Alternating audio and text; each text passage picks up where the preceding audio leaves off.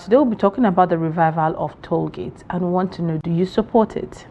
The Tinubu's administration has begun tolling on the Abuja-Kefi-Akwanga-Makurdi highway, ending a 20-year break. Vehicle tolls range from 500 to 1,600 naira, and the government says the funds will go towards road maintenance and loan repayment. However, the Trade Union Congress rejects the move, demanding the roads be fully repaired first. Now, we know the state of the roads in Nigeria, and the government says, given the financial constraint faced by the toll collection, they are viewing this as a viable means to repair roads and ensure sustainability. So the amount is going to go with cars paying 200 naira, SUVs paying 300 naira, and luxury buses and trucks paying 500 naira. For revenue generation, improve road quality, and also public-private partnerships. They're saying it could attract investment one way or another. But Nigerians, several points of views have opened towards it, and some are saying that, implementation challenges and public concerns, as people are not even sure if the funds generated from it will actually be used to maintain the roads, one. And two, people are saying that, why don't you fix the roads first? Let's be sure that the roads are functional and they are good before you go ahead to, put the whole toll, everything there to it. So fix the road condition and make sure that it's better before we get to that. But we want to hear from you. What's your take on the reintroduction of tolling? How would it affect your daily commute as a Nigerian? Do you believe that the state of the federal roads at this point in time justifies the implementation of tolls? Well, the phone lines are open. Let's hear your thoughts on it this morning, and we're here to chat with you. All right. It will be very important for us to also hear from Nigerians who live along this particular corridor. I traveled that route about a year ago to Makurdi, where I had to go see a sister of mine who gave birth, and it was a smooth drive. I was shocked, because I've avoided that road for the longest, especially going to Otukpo. I basically would go through Kefi and to the local Uwetu axis, which has now suffered from his own, which now is battling for his own survival, especially after the last flood in Lokoja. That saw a lot of traffic divert to that road, and it was handling something I'm not sure it was prepared or built to handle. But this particular road was a smooth drive, as far as I know. I don't know what else has happened. So in terms of the quality of the road, is something that should be the standard for all of our major highways: Port Harcourt, Aba, Enugu, Onitsha, Lagos, Ibadan, Oyo, to Kwara State, down to Niger State. Good morning. Your name and where you're calling from? Hello, good morning. Good morning. My name is Ibrahim. Now, we have started this morning with another telecommunications challenge. I'm sure not different from what other Nigerians are enduring. But please try to reach us again. If you try one of the numbers and you can't get to, please try the other.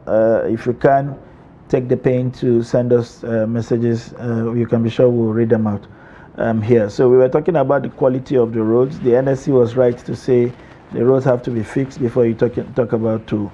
The conversation around toll is one that has been turbulent in Nigeria, but we'll continue after this call. Good morning, your name and where you're calling from. Hello, good morning.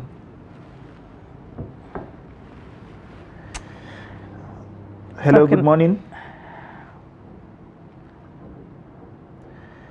Seems network is actually going to be dealing with us today. And hello, good morning. Hello, good morning. Yeah, good morning. Tell us your name and where you're calling from. Thank you.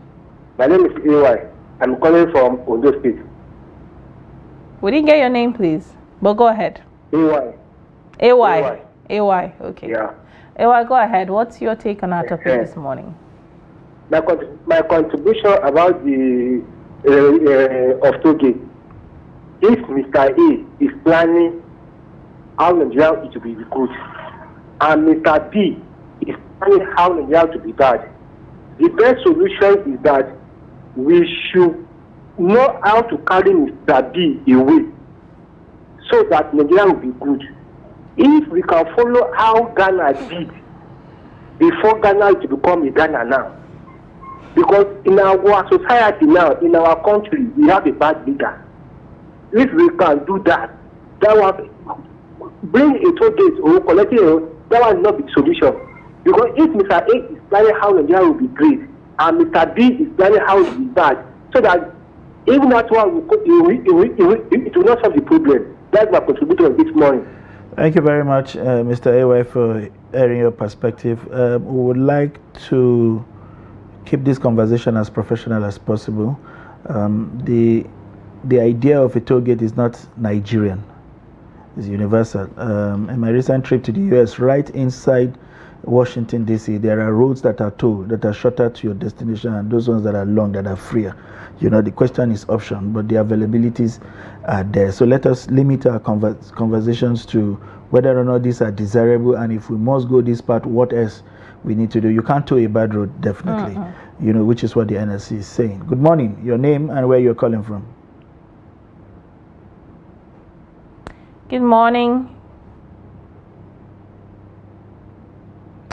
As we were saying, and back here in Africa, in places like Benin Republic, there are tolls. There are tolls. In Togo, there are tolls. I've seen a number. No, I think the question is, the money generated from it, would it be used for what they said they're going to use it for? That's too? right. And the second part is, you can't toll a bad road, like you said. Let's take this call. Good morning. Good morning, Lilian. Good morning, Sunday. Shetima Kujima calling from Maiduguri. Good morning, Mr. Shetima. Thank you. Well, the revival of toll gate. Well, it is not bad if at all the toll gate, the money that collected will be used for the purpose that is collected. You see, nowadays, Nigerian roads are dead trap. Dead trap in the sense that the roads are bad. We are applying the roads, and many things is happening on the roads. There is no dispute about this. But if at all the purpose that they collected the money will be used for the purpose, it is good to maintain the road. But the problem is when they collected the money, they will divert it to somebody to something else. That is our fear. We have no confidence on the people that will collect the money. But and also the time frame is not friendly, because Nigerians, we are in the hardship now. Because that money that collected, it will be turned to a customer like me and you. The marketers and the businessmen that they are running to go and buy goods and supply to a town, they will add that tax on every goods that they supply in. So the person will turn to a common man. That is our fear. But it is justifiable. As I said earlier, if that money will use for that purpose, because all our roads are bad. You can imagine, Mr. John, Maiduguri to Kano Expressway was under construction since 1999 to date, was not completed. What kind of what kind of government are we seeing in this country? How many governments that come and gone since from 1999 to date? They cannot complete a road from Maiduguri to Kano. You see, but if at all the money that will be collected for the toll gate will be used for the purpose to maintain the road, it is good. We are not against him for for that. But the issue is, when the money collected will be diverted to the just private pocket. If a strict monitoring will be observed, it is welcome development. True. That's my take. Thank you very much, Shatima. And you remind us aptly of the kind of corruptions that were taking place in these toll gates before they were dismantled across the country under the Obasanjo's administration. They took that decision because they thought the checkpoints have become a cesspool for corruption. It was a place where you find all kinds of government agencies do nothing other than deliberately delay people who are traveling and extort all kinds of money from them. But as we progress, the government came up with innovative ideas and said, okay, they will automatically put a 1 or 2 or 3 naira tax on every liter of petrol and recover this road tax from whoever buys petrol, because obviously then you are using the roads mostly, apart from gen users. And that way, monies are collected as source and transferred to road maintenance agency, which is FEMA today. I don't know what happened to that model and how it failed. And then the argument for toll gates returned. This time with the promise that it will be used to maintain the road and build other infrastructures like highway parks, mechanic workshops, hospitals on the highways, and emergency ports, just to support what a proper highway needs to have, especially on a very long journey. Good morning. Your name and where you're calling from. Hello. Hello, good morning. Can you kindly speak up, please?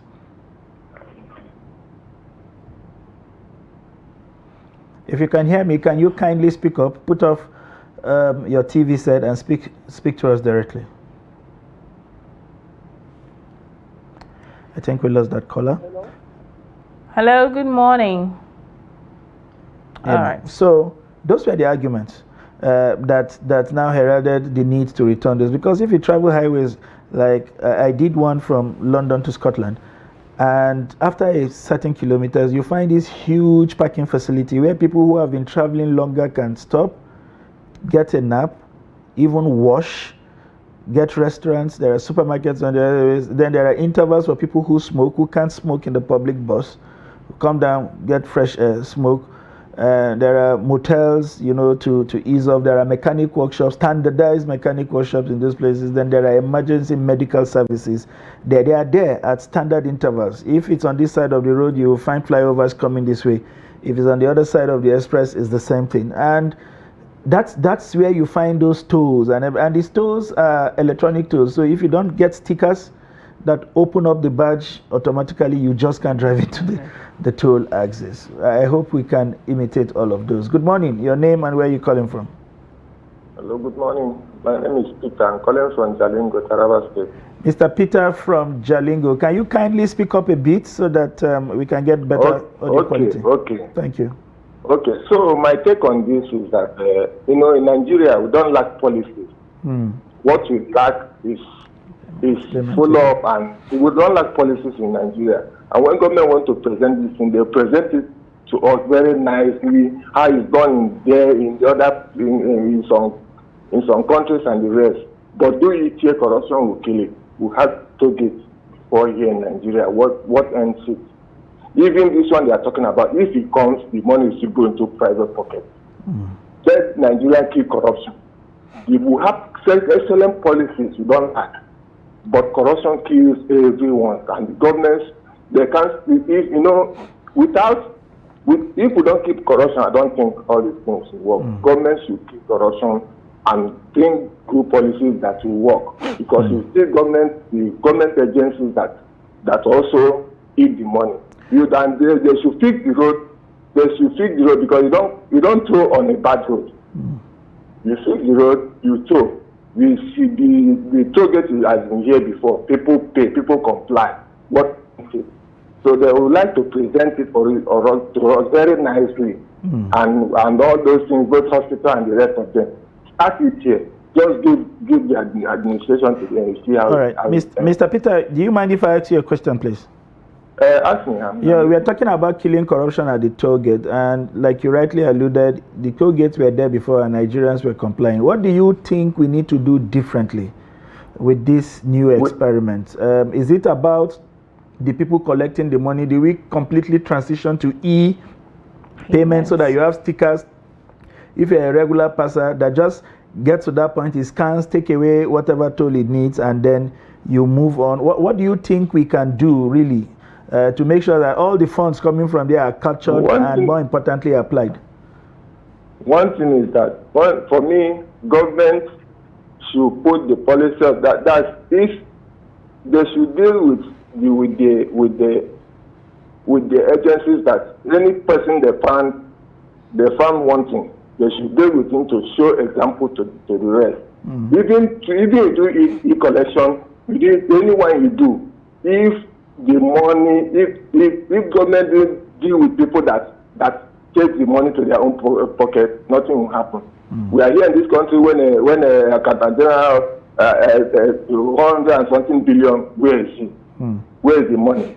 All those things. If you do e-collection you do, and if you don't put the collection, we are not going anywhere. All right. No matter the system. All right. Thank you so much, Mr. Peter, and do have a great day today in Jalingo. One of the other arguments, Linda, was that we've always talked about how government cannot do everything. You know, government does not have the funds to attend to all of the needs of Nigeria. So the idea for some consultant was categorize the roads in Nigeria. There are some that are highly commercially viable. The Lagos-Ibadan Expressway is one. It carries more than 50%. That corridor carries more than 50% of our traffic because of the strategic port situation in Lagos. The Lagos-Bini Expressway, the Abuja-Lokoja-Kaduna Expressway, the Enugu-Aba Port Harcourt Expressway, the Enugu-Onitsha-Asaba Expressway. What the people said was, since you can't find money, you know, put out the maintenance of these roads under private agencies. They will run their feasibility study, and they can negotiate how long it will take them to recoup the money. Then you sublet these roads, maintenance, build whatever it is that needs to be done, and then agree on it too, so that they do that and continually recover the toll in a very systemic manner. That's another way of finding money to do the project you cannot fund yourself. I mean, it's a proposition. Good morning. Your name and where you calling from? Good morning. Okay, but in regards to that proposition, we have seen. Hello, good morning. Hi, please, can you speak up? You know, we could barely make out what you were saying. So can you speak up a bit and turn down the volume of your TV set? Good morning. I'm calling from Benue. Okay, your name? I'm calling from Benue. We can hear from Benue, but we have not heard your name.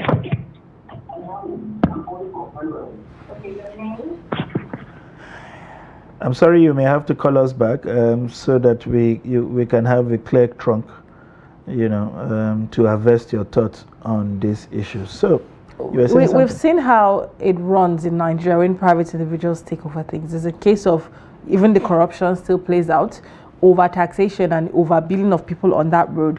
So all of that come into play, and then we see how we're seeing the electricity sector privatization. We see how the private bodies are playing. Would they be able to manage it? You know, sometimes some of these examples remove scenarios, remove context, and so it looks flat out as if everything in the private sector doesn't work. The airport in Lagos, the second domestic airport in Lagos, was privately built, and perhaps maybe the best domestic terminal we have in the country for the longest it has existed in terms of maintenance, cleanliness, and infrastructure.